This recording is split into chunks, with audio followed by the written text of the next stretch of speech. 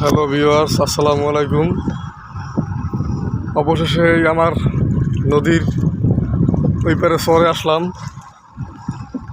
আমাদের সাথে আছে আমারই এক ভাই, ছোটো ভাই, সে নৌকা চালাচ্ছে। আমি আপনাদেরকে ভিডিওগুলো ক্যাপচার করে দেখাচ্ছি। দেখেন এই যে হোগল বন, এগুলোরে বলে হোগল। এগুলো দিয়ে মানুষের যে হোগলা বানায়, বাকি খাবারের জন্য পাটি, বাকি মানুষ যে কোনো অনুষ্ঠানের জন্য ভাত রাখে এগুলা।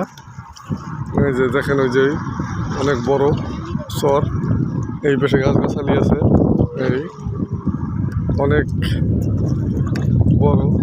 আমি আসছি নদীর ওই পার থেকে আসছি, এই পারে, ওই যে নদীর ওই পার, ওই পারে আমাদের বাড়ি। আর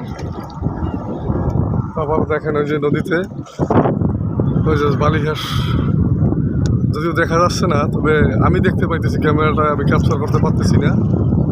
ওই যে দেখা যাচ্ছে বালিঘাস আস্তে আস্তে সাত পাচ্ছে। তো অনেক বাতাস নদীতে, উল্টোভাবে বাতাস বইতেছে, তো তাই আমাদের সামনে আগানোটা অনেক কষ্টসাধ্য হয়ে যেতেছে। ওই যে বালিঘাস উঠতেছে, ওখানে দেখা গেছে। তো পরে অনেক বড়, এবং এই আমরা যাবো হইলে ওই পারে যাবো, চরে উঠবো। কিছু জঙ্গলি খেজুর, মানে খেজুর গাছ, তো খেজুর গাছই, এটি সৌদিয়ান খেজুর না, বাংলাদেশে যে খেজুর গাছগুলো পাওয়া যায়, খেজুর, ওই কিছু খেজুর কাটতে আসছি আমরা, খাবো ওই জন্য। তো আমি আপনাদের খেজুরগুলোও দেখাবো, সমস্যা নাই। তো এগুলো ভিডিওগুলো ভাই অনেক কষ্ট করে করি। আপনারা যদি লাইক সাবস্ক্রাইব করেন, তাহলে আরও ভালোভাবে এগুলো দেওয়া যাবে।